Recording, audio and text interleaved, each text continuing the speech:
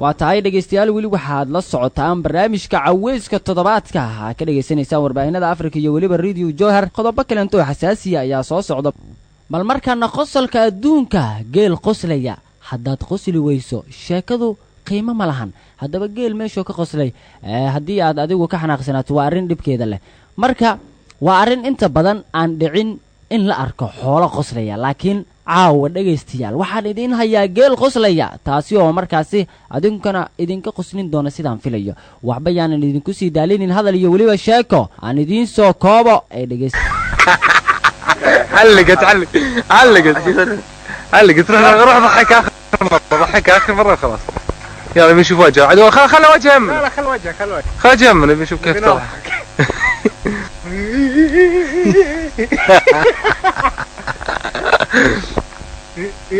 asxaabay weli waxaad dhegaysanaysaan barnaamijka caweyska toddobaadka markaana dhegaystayaal waa qodob xasaasi oo markaasi waxyaabihii hore dhanba ka duwan haya cabdiraxmaan mideeyo indhahadu maxay qabanayaan waxay qabanayaan qoraal aad u qurux badan isla markaana lagu sheegayo inuu yahay gabadhii ugu quruxda badneed iyo weliba 4 nin ee damacsaneed inay guursadaan gabadhaasi haya bal dulacda sheekadan haddaan looga dhacda in afafkeeda hore ayaa waxay muujinayaan in gabar qurux badan oo mid ka mid ah deegaanada xilligan dhageystayaasha aan ku gudbidoono ku nooleed oo ay damceen 4 nin inay guursadaan hadda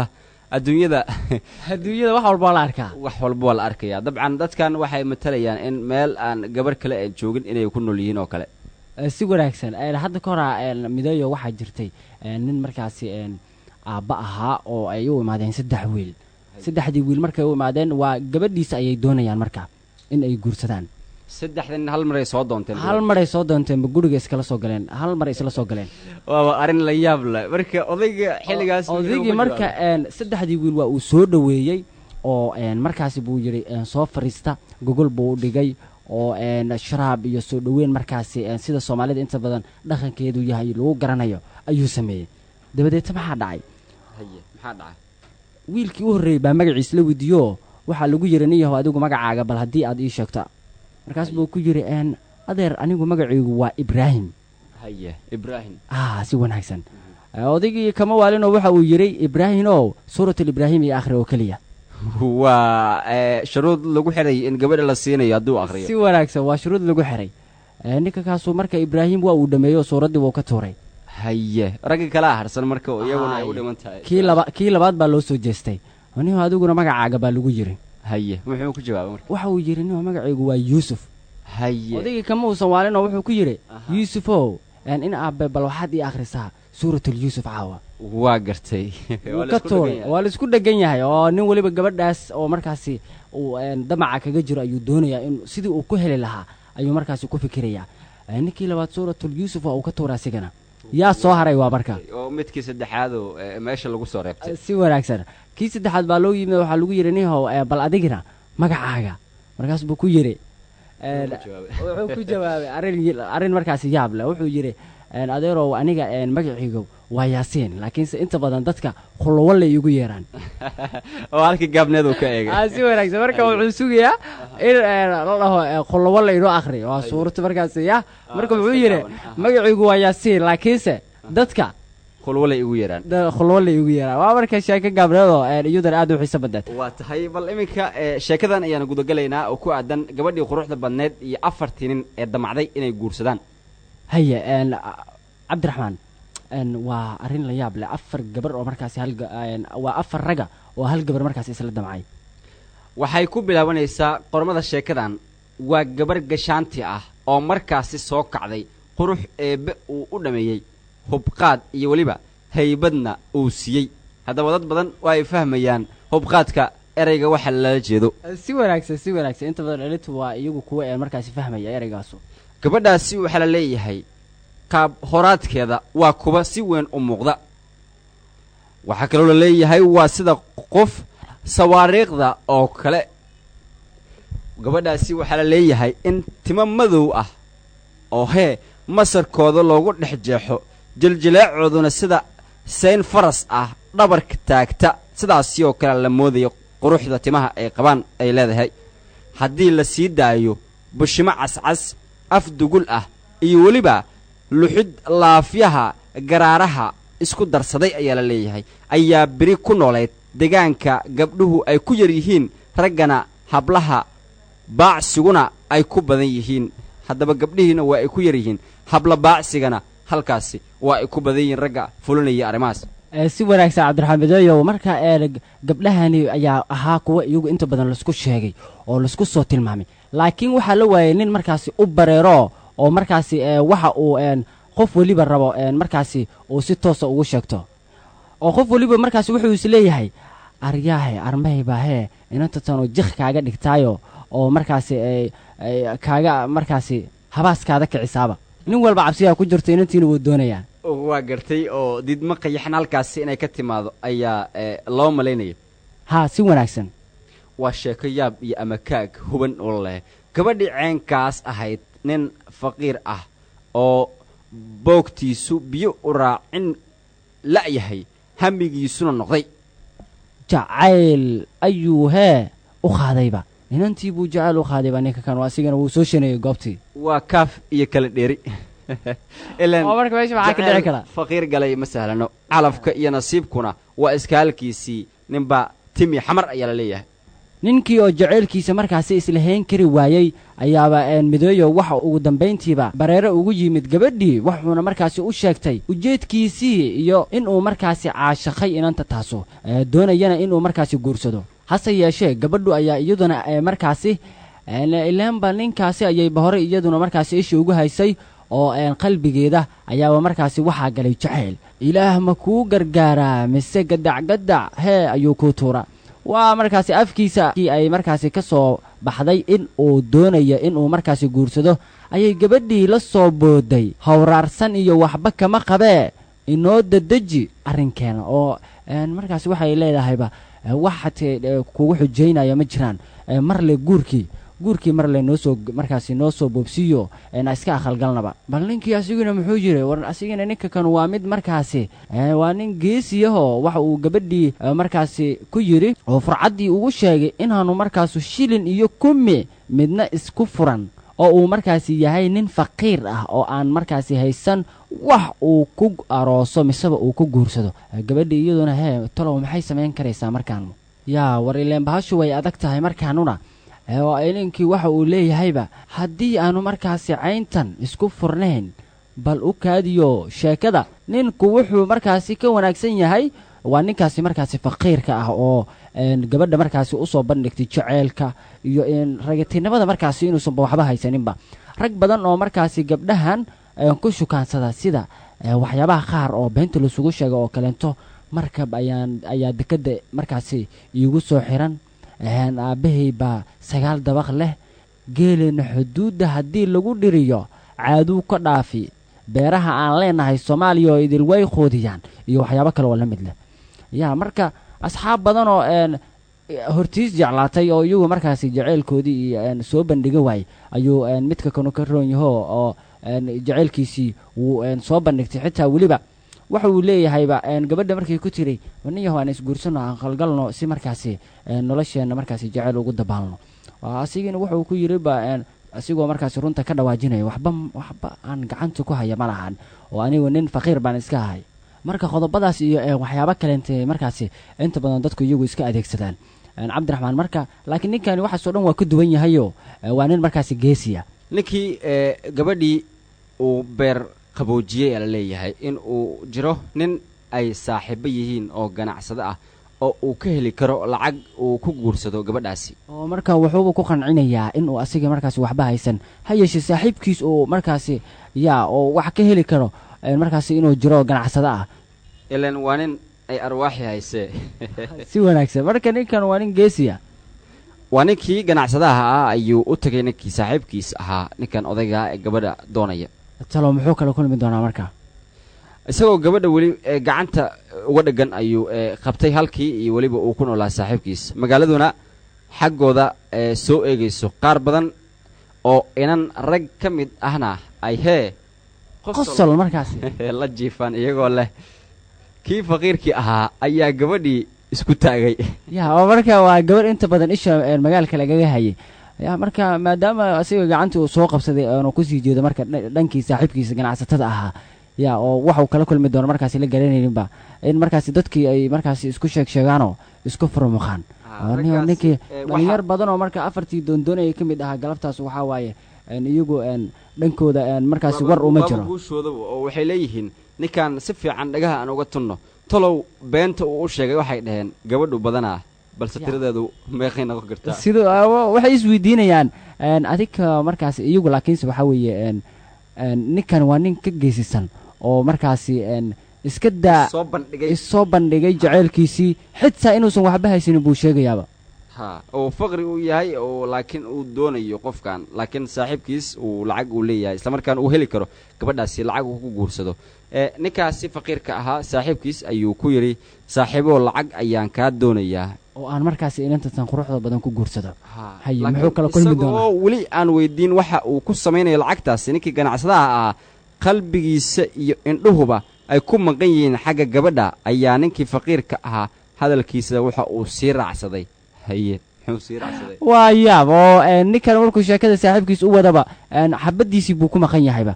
yaa markaas buu ku yidhi niyow lacag waxaan u raba lacag oo waxaan doonayaa in markaasi lacagta aan ku guursadoba gabadhaana quruxda badan oo kaa soo hor muuqata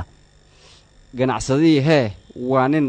shilin isbadiyee isagoo gowsaha ka qoslaya ayuu yidhi ninkii faqiirka ahaa gabdhaha soomaaliyeed maxaad beenta ugu harqisaa shilin lacag ahba ma haysatide markaasaad doonaysaa inaad gabadhani quruxda badan been markaasi ku aroosta nin yahow markaas saaxiibkii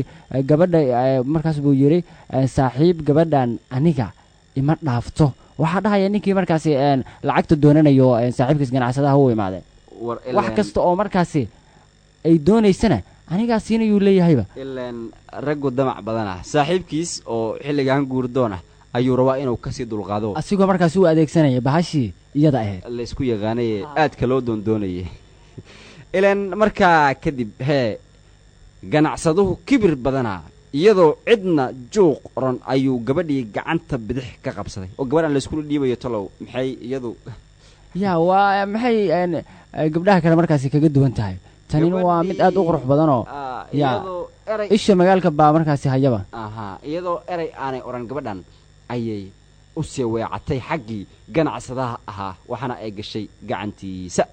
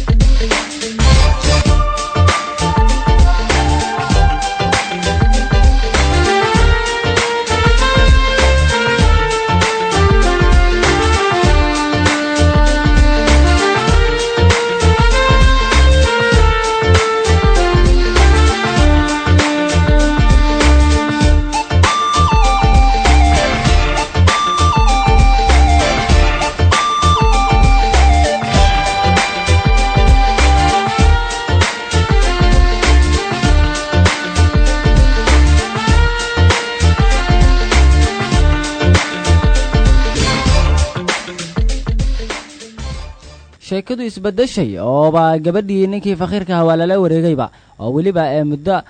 aad u gaaban oo markaasi la yaab leh marka ismaba odhanayni ninka kanu sidan fudud baa lagala wareegayaa faqiirkii dani uran sheegtii markii dambe oo goobtii ayuuba isaga tagay isagoo markaasi fara waxba ku haynin murugaysan murugo jecel iyo weliba markaasi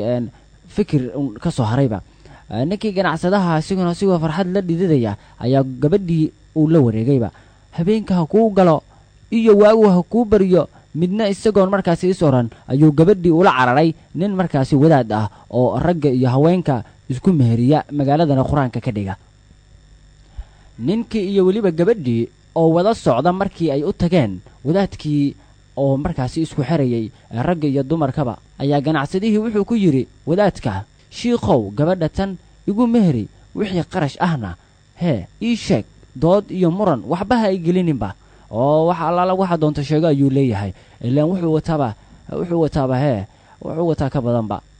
yaa marka arrintu sheekaba sheekay dhashaayo wadaadku asiguna waa markaasi waa nin markaas iska doob ah waxaa ka guuxaysabay maskaxdiisa in muddo ah gabadhee guursata talow damac ayaaba galay haweenaydii isagoon markaasi bakdin iyo weliba welwel muujin ayuu go'aansaday in uu ninka gabadha ka qaato oo waa ninkii wadaadka ahaa oo markaasi doonayay ganacsaduhu inuu marka gabadha tan ku xiraba yaa asigoo markaasi 100 xaboo tusbax iska daba ridaya ayuu wuxuu ku yidhi ninkii ganacsadaha ahaa nin yahow war lagu sii duca ayaan ku hayaaba gabadha tan waxay leedahay dareen wadaad oo ma ahan gabar loogu talagalay rag kaleentaba yaa oo ninaanba wadaad ahayn inuu guri geystaba uma badnaba gabadha tan isaga tagniyahow oo ninkii ganacsadaha asigana waaga baa ku bariyo ganacsaduhu lacag haddii markaasi la yidhaahdo waa xaggiisa wuxuuna markaasi og yahay sidii uu gabadha tanba ku soo qaatay sidii ninkii faqiirka ahaa ee markaasi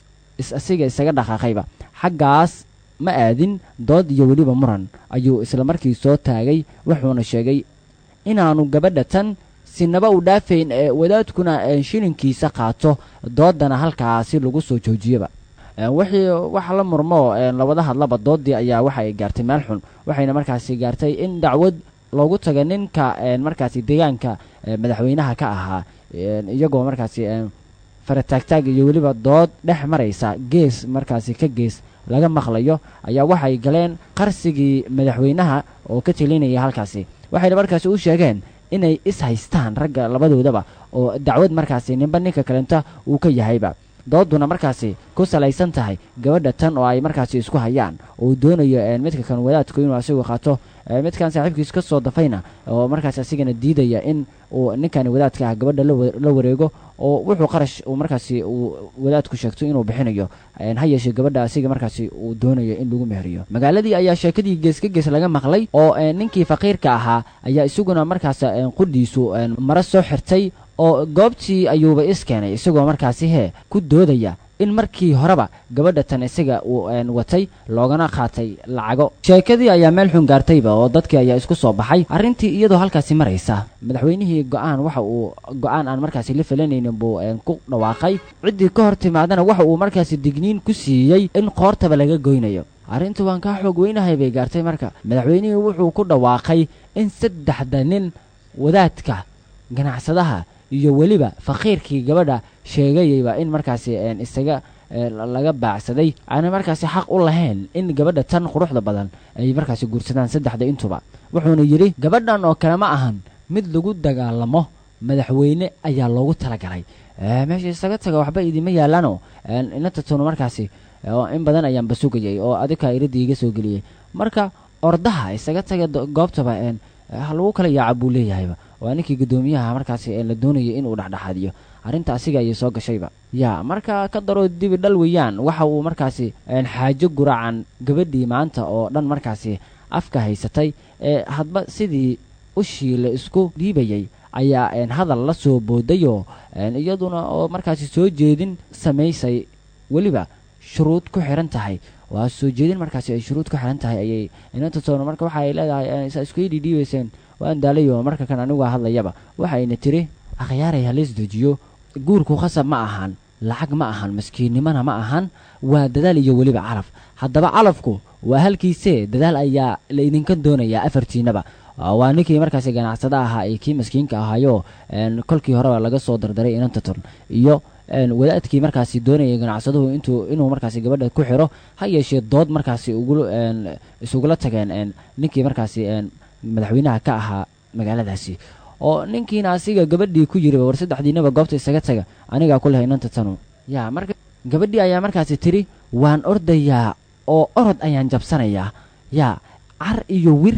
ninkee isoo qaban kara yaa marka arrintu way isbedeshay oo waxay leedahay inanta tanu waan cararayaa oo orod ayaan jabsanayaa yaa isoo qaban kara waa dadaalkii markaasi guurkeeda markaasi ku xirnaa yaa marka ninkii isoo qabto ninkaasi ayaa garaarka guntidayda furi doono oo markaasi isguursan doona ayay leedahayba isla mar ahaantaasina nolol isla wadaagi doonaa waa sheeko cusub oo hor leh masana yaabkeeda wadataba 4 ninba midba midka kaleenta ayuu eegay iyagoo markaasiba yaabanoo is-eegaya waxaa la weydiiyey nin bannaanka iskeena oo markaasi shuruudaha u bareeraba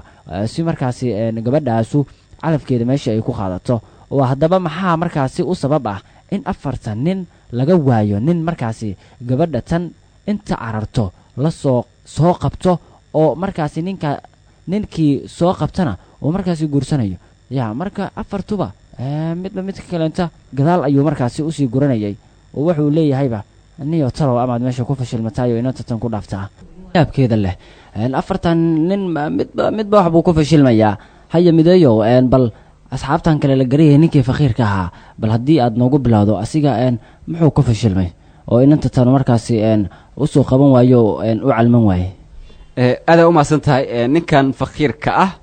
waa nin gaajo xun ay hayso orod iska daaye hadal ayaaba dhibaya bogga iyo beerka ayaa isku dhegan inuu ordana gabar ama inuu u ordo gabar gashanaati ah waaba hee erayadoodii waaba habeenkii xalay ee tegay sidaasi ayuuna ku haray ninkii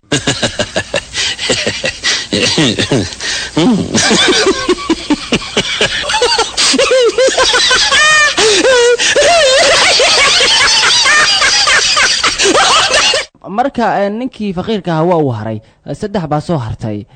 marka ninkii taajirka ahaa isagu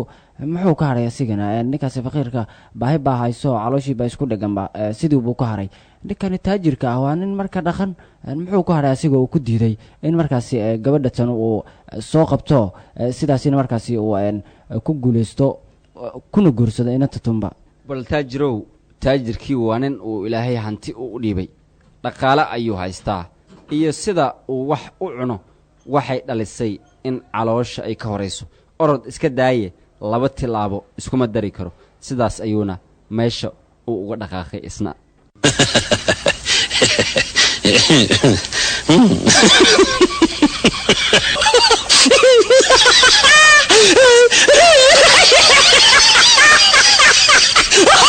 يا لبا خدka ka baxday waa ninkii faqiirka ahaa oo baahi dartii la haray kii taajirka ahana dharag buu la haray kulata sida muuqato calooshii baa hor socotaba marka ma aha nin marka gabar yar oo hadda la tartami kara gabar hadda soo baxayso aad u qurux badan marka labadaasi daad ka qaaday habeen waxa soo harayba ninkii wadaadka ahaa iyo ninkii madaxweynaha ahaa asiga markaasi inuu dadkani kala saaro loogu tagay hayeesheba mid ani lagu talagalay marka midayo labadaasi qadkay ka baxeen ninkii wadaadka ahaa isagu tusbax buu markaasi tusbax weyn buu daldalayay muxuu u haray marka ninkaasi ninkan wadaadka ah waa nin da'diisu dhan ay u badatay yacni waa yeel ayuu ahaa ama waa yeel ayuuba noqday orod in uu hawaysto waa calaacal timo ay ka soo baxeen waxaana meesha uu uga tegay quus iyo isagoo madaxa hoos u fuurarinaya marna haddii orod aanu isku dayi karin waa inuu faarujiyaa booska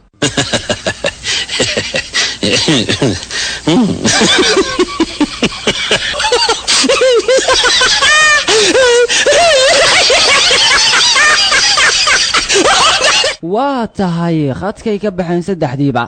faqiirkii taajirkii kii markaasi wadaadka ahaa intuba waxyaabo kala daran bay khadka kaga baxeen laakiin ninkani madaxweynaha waa nin iska dhaqan oo markaasi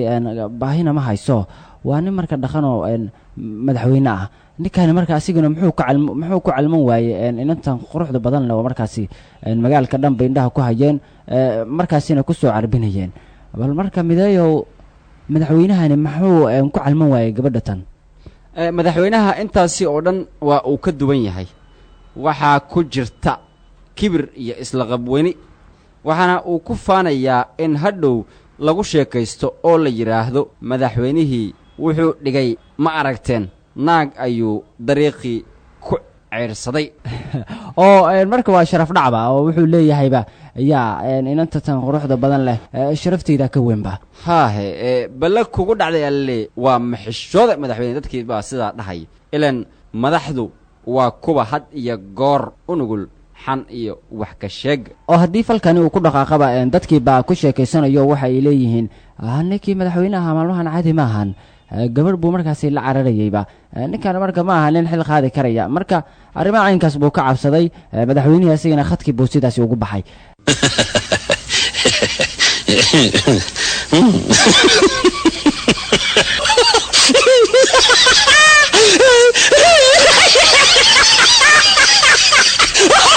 afartii rag bakadkay ka baxeen mid daaqada buu ka baxay mid albaabkii buu ka baxay mid hawadiisa buu ka baxay halka kii u dambeeyayna dhulka uu galay marka inantii halkay qabanaysaa marka arinta inantii bay taagan tahay afartii waa ay kala boodeen marka inantii halkay iyaduna ku dambaysay mideeyow bal inantii oo iyadu soo hartay keliya iyadoo goobtii ay taagantay afartiina ay baxeen sidaas daraaddeed waxaa dhacday in gabadhii ama wax guursado codkii baaba iga soo foqi la in la waayo wax guursado gabadhii oo khasaare halkaasi ku dhacdo iyadina ay ku noqotay guur la'aan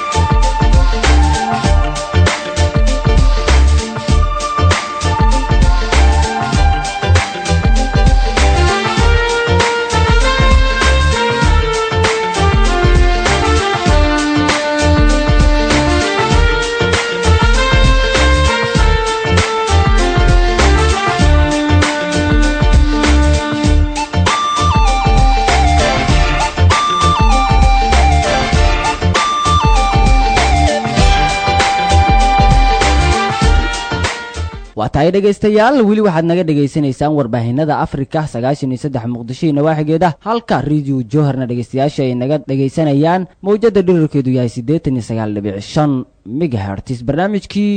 caweyska toddobaadka ayaad dhegaysanaysaan asxaabe meel kastoo aad joogtaanna sheekadii intaas ayaan ku hakinaynaa waa tahay akhyaar weli waxaad naga dhegaysanaysaan warbaahinada kala ah Afrika oo ay dhegaystayaasha naga dhegaysanayaan Muqdisho iyo nawaaxigeeda mowjada dhirirkeedu yahay 93 MHz iyo warbaahinta Jowhar ay dhegaystayaasha iyaguna naga dhegaysanayaan mowjada dhirirkeedu yahay 89.5 MHz meel kastoo aad joogtaan dhegaystayaal habeen wanaagsan caweys wanaagsan ayaan hawada idinka leenahay weli waxaad la socotaan barnaamijkii caweyska toddobaadka ay markaas idinla socodsiinayaan anigoo ah Cabdulqaadir Cabdulla Fiidka iyo waliba Cabdiraxmaan Cali Deeray Mideeya bal markaan hadii aan u yara leexno gaar ahaan ciyaarihii toddobaadkan la ciyaaray waa tan wariyaheena Aniso Axmed Yuusuf oo ka waramaysa ciyaarahaasi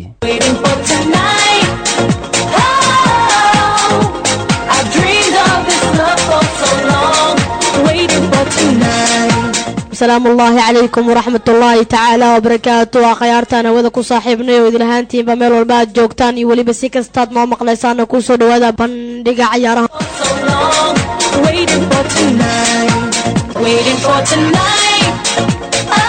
قضبنا عادكم مقلي دونتان هدو ربي كرالي نقضى وحاكم من نقندونا أشلي يانغا أو لفجع سنسيد الله قصار الشحذة كوحدة كواد يا مانشستر يونايتد أرسنال oo dalabtay 3 لاعب oo qadka dhexe ku wanaagsan bisha Janaayo inay ka hesho waxaana safka hore liiskan ku jiro haka Triple H oo ugu baaqay xidig kamid ah xidigaha Premier League inuu la soo wareego ciyaarta masaarida ee WWE hordhaca kooxda Barcelona iyo Gunsiig Kalatanis oo doonaysa inay ka gaarto finaalka Club World Cup maanta Arsenal oo markan doonaysa inay isku dabaridato xidigooyin caan ah kala dhigto kooxda Arsenal tii la yaqaanay Manchester United oo si dhab ah diyaar ugu ah inay kooxda PSG iyo waliba kooxda Real Madrid ku garaacdo saxiixa Roberto Lewandowski taariikhda macalinka kooxda kubadda cagta Atletico Madrid ee Diego Zablo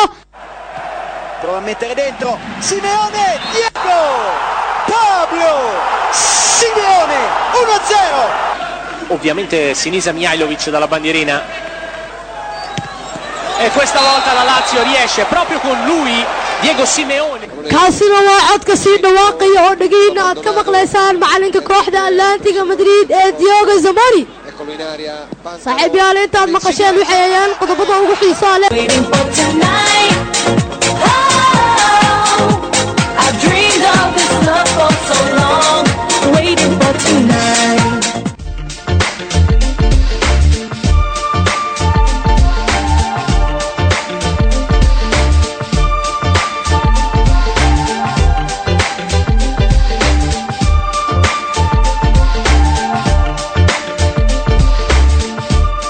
waa tahay dhegaystayaal weli waxaad naga dhegaysanaysaan idaacadaha afrika muqdisho iyo weliba radio jowhar oo aad jowhar ka dhegaysanaysaan bal markaana asxaabay in muddo ayaan sheekooyin iyo weliba qisooyin markaasi idin xiise geliya kusoo jirnay bal markaana aan ku yara nasanno mid ka mid ah kaalmaha suudaaneed oo ku luuqaynayo alfanaan mursal muuse cumar. No one knows the secret.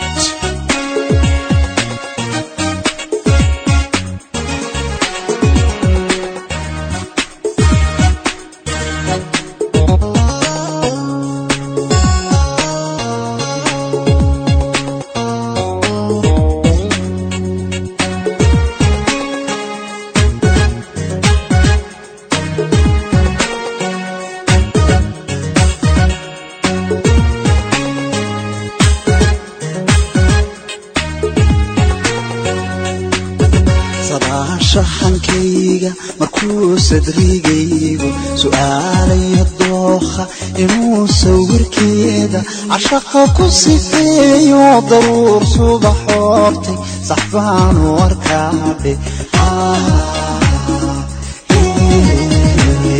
saxbaan u arkaadhe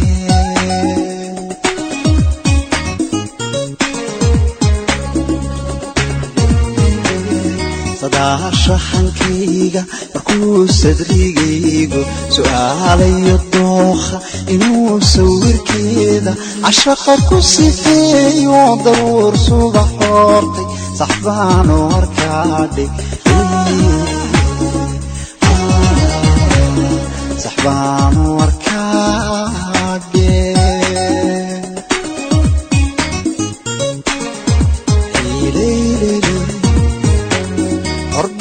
كسل بورين سمعتي يا حيركي سنكيغا اولا حيدي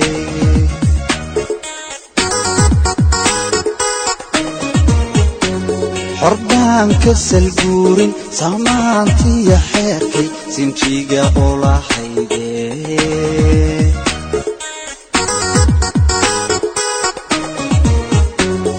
أنا كسكساجي عداد السلوتو رجد الثمر كذا وحاسوق معالم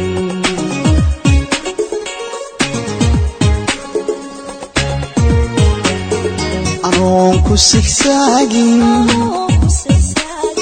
عداد السلوتو رجد الثمر كذا وحاسوق معالم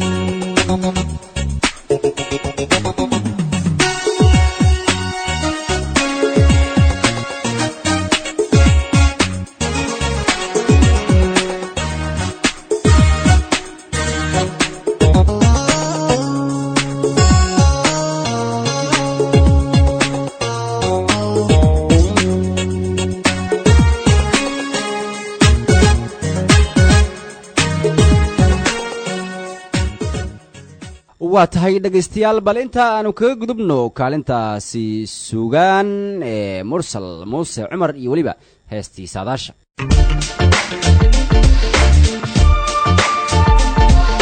waa tahay asxaabay welina waxaad la socotaan barnaamijkii caweyska toddobaadka aad ka dhegaysanaysaan idaacadda afrika ee magaalada muqdisho iyo weliba idaacadda jowhar waa tahay dhegaystayaal markaana waxaa idiin soo qabanayaa sheeko aad iyo aad u cajiib badan waa sheeko aan filayay markaasi dhegaystayaasha ay caawa naga dhegaysanaya radio jowhar iyo raadiyaha afrikaba in markaasi saameyn markaasi iyo weliba waxyaabo badan ay ka faa'iidi doonaan waa wiil gabar ku xumaysay oo riyo uga aarsaday haddaba dhegaystow weli in lagugu xumeeyey ma isku dayda inaad riyo kaga aarsato sheekadaasi waa sheeko aad iyo aad u cajiib badanoo imikaba waxaa ii hor fadhiya saaxiibkay cabdiraxmaan cali dere mideeye mideeyow haddii sheekadahan dhegaystayaasha caawa shabakadaha jowhar iyo weliba afrika naga dhegaysanaya dad ugu dhacdo waa tahay waa mahadsan tahay cabdiqaadir fiidka nin adduunyo joogow maxaa aragti kuu laaban ma adigaaba warhaya habeenada ka mid ah ayaa waxaa dhacday qiso cajiib ah kadib markii wiil iyo gabar saaxiibo ahaa ay isku dhaceen kadibna gabadhii ay go'aan ku gaartay in ay wiilka xiriirka ay u jarto haddaba xiriirkaa laysku jarayaa dabcan waxaa maqli jirtay waxyaabo badan oo ku aadan go-aanay hebel ka gaartay hebel birto ku dhiftay oo kale marka xiriirkii marka way u jartayba xiriirka u jartay waxay doonaysaa in gabi ahaanba isaga muuqaalkiisa iyo la sheekaysigiisa gunta ay u dhigto dhulka laakiin mideeyo waxaa jirta mararka qaar qofka markaasi inta badan jacayl soo wadaagteen oo haddana go-aan deg dega marka qofka ka gaaro oo xiriirkii jara kadib asiga dib u shalaya laakiinse mid caynkaas markaasi u muuqatana ilama aho bal marka bal haddii aad noo sii wado wiilkaas iyo weliba gabadha markaasi oo wiilka riyada ku aarsaday waa wiilkii riyada markaasi waxaa la odhan karaaba waa wiilkii markaasi riyada hee haddaba kaga aarsadayba waa tahay waa dream of victory waa riyadii guush laga gaaray hagaag go-aankii gabadha kadib ayaa waxaa guriga gabadha yimid wiilkii way u soo baxday gabadhii oo bannaanka ayay uga timid gurigii laakiin maxaa dhacay wiilka oo ku tala gashanaa in raaligelin la siin doono maadaama uu aaminsanaa in saaxiibtiis ay qalad leedahay ama qaladka iyadu ay ka gashay ayaa gabadhii uu isu xanaajiyey wiilkii waxaa hadal looga bilaabay oo keliya warhooy waxba ha isku kay xanaajinin orod oo danayso dabcan waxaan filayaa waddada ku qulqul inay ka dhigan tahay haa si wanaagsan yaa waxba kuma hayo iska dareersa weeye waddada qaba oo kaleenta marka wiilkaanu ma yeeli doonaa mise arrin cajiibla ayuu samayn doonaaba oo riyo ayuu ku aarsan doonaa waa filayaa dhegaystayaal badan oo iyaguna markaasi xiriirka loo jaray inay markaasi riyada ku aarsan doonaan bal markaana haddii sheekada uu inoo sii dhammaystiro cabdiraxmaan cali deere mideeyo qaybaha dambe ee marka sheekada tan wiilkii waxa ay la noqotay kaftan oo iska danaysa markii la yidhi bal wuxuu is yidhi in lagu tuugo isaga tag qoftan markaasi adiga oo aan la hadlin maadaama ay ku leedahay go-aan ayaan kaa gaaray laakiin markii uu baxay gabadhii gurigeeda ayay ku laabatay oo albaabka ayay soo xiratay markuu xaafadda tegay hebel ama wiilkii ayuu teleefoon uu ka soo wacay wuxuu ku yidhi maxaa dhacay walaalay waxaa lagu yidhi saaxib aniga go-aan ayaan kaa gaaray ee cagta saar waddada oo go-aanan kaan gaadhay waxaa weeye marka yaa waddada ku qulqul ha arrintu saa kama duwano haya marka wiilka kanu ma mid qulquli doonaa mise waxaa dhici doonto aw hebel isaga oo xanaaqsan ayuu seexday habeenkii saaxiibtiis hee hadda waa riyo ayay ugu timaaday habeenkaas jiif ma jiro sababtu waxay tahayba si kadis baa xiriirkii loogu jaray marka jiif ma jiro marka waxaa marka oo waa wiilkanu waxa markaas uu ku qasban yahayba in riyadaasi loogu yimid lagu baryi doono oo la toogtoogi doono haddaba sidii bay wax u dhaceen aw hebel isagoo xanaaqsan markii uu seexday saaxiibtiisna riyo ay ugu timaaday bal ha toogtoogto oo ha raaligeliso balse hebelkii dhaga adeeg badanaa indha adeeg badanaa madax adeeg badanaa hebel ha ku adkaysto oo ha ku diido isagoo riyadii ku jiro gabadhii baryotantii iyo tuugtadii yaa oo riyadii ku tuugayaaba maya iyadaa tuugayso oo leh ebelow raali noqo albaabkii baan kaa soo xirtay riye markaasi ay rabtaa inay ku raaligeliso ha isagina wuu ka diidayaa wuxuu ku adkaystay inaanu marnaba innaba sinaba uusan raalli uga ahayn usan ogolaanaynin riyada asigaa wato waa arrin cajiib leh keligiisaa riyoonaya haddana dee asigii xiriirka loo jaray marka riyo loogu soo hoyday wuu diidayaaba marka talo midayo haddii si toosa markaasina raaligelin loogu keeni lahaa kani caadi maahan mid yeelayaba uma eka haya xagee wax u socdaan cabbaar markii gabadha ay tugtay wiilkii ayuu saaxiibka ku caraatamay gabadhii isagoo leh naabax kuma rabo go-aan ayaa kaa gaaray isagoo ka jawaabaya ereygii lagu kullaystay isaga la dhahaya go-aan baan kaa gaaray waddada ku qulqul waa gartay oo riyuu ku arsanayaaba oo yaa wuxuu leeyahayba waddada ku qulqul asigaa hore loo soo yiri marka waxaa weeyaan asigana dhanka riyada buu markaasi kaga aarsadayo inantii marka ma ka war haysaa dabcan ninkan wuu riyoonayaa riyadaas buu sheekadaasi oo idil ay soo maraysaa iminka kadib maxaa dhacay haye bal maxaa dhacay iyadana nooga sii dhaca waxaa soo booday hebel saaxiibkiis oo qolka ay wadaagayeen ama ay wada jiifeen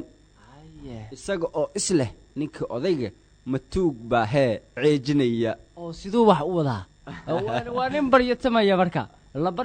baryayaba asiga ninkii odayga ahaa isla hadal uun kadib nalkii ayuu shiday oo waa u bixi weysa sheekada bal meesha maxaa ka soconaya ayuu isiri qolka maxaa ka soconaya hebel matuug baa ceejinaya hayaay oo ninkii saaxiibkiisa baaba saqdi dhexe ninkan riyoonaya ku soo kacay oo lehba yaa caawa maxaa guriga maxaa ku dhacay matuug baa soo galay ma jirtee waa saaxiibkiisoo riyoonayaba haye marka misna waaba ninkii odayga ahaa oo sariirtiisa dagaal kula jira qosol badanaa yaa oo waa dhiriyo lagu tuugayo yaa waan kuu soo noqday oo niyo jacaylkeena maa doonaynaa inaan sii wadno asigana wuxuu leeyahayba ma jirto naa go-aan baan kaa gaarayo yaa waddada ku qulqul hurdada kakac buu leeyahay waa tahay bal sheekadaas intaas si aan idinku dabarno dhegaystayaal gabagabadii oo aan soo gaarnay barnaamijkeenna caawa dhegaystayaal waa caweyska toddobaadka iyo weliba warbaahinada afrika iyo raadiyo jowhar aad ka dhegaysataan habeen walba caawa oo kale mawjaduhuna waa afrika muqdisho mawjadda dhirirkeedu yahay kala soco barnaamijka caweyska toddobaadka 93 megaartis ku gadaaman muqdisho iyo duleedka magaalada muqdisho deegaanada ku yaala haddii aad joogtid magaalada jowhar nagala soco radio jowhar mawjadda dhirirkeedu yahay 89.5 oo aad ka dhagaysataan gobolka shabeellaha dhexe barnaamijka waxaa si wada jira caawa dhegaystayaal idinkula socodsiinayay cabduqaadir cumar cabdulle fiidka iyo cabdiraxmaan cali deerey mideeye akhyaartaan hawada ku saaxiibnayow guud ahaan idin leh tan iyo intaan dib u kulmi doonno waxaanu idinkaga tegaynaa sidaasi iyo nabadgelyo